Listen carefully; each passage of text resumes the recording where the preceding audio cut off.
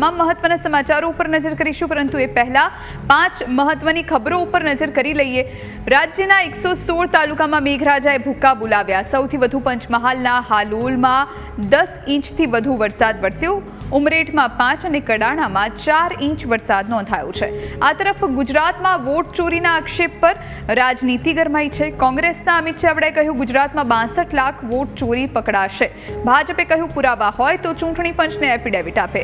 આ તરફ પ્રધાનમંત્રી મોદીના માતા અંગે ટિપ્પણી મુદ્દે વિરોધ થયો છે।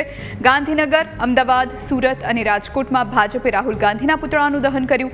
સુરતમાં ભાજપ કોંગ્રેસ વચ્ચે ઘર્ષણ જોવા મળ્યું છે। આ તરફ કેન્દ્રીય ગૃહમંત્રી અમિત શાહ 2 દિવસના ગુજરાત પ્રવાસે આવ્યા।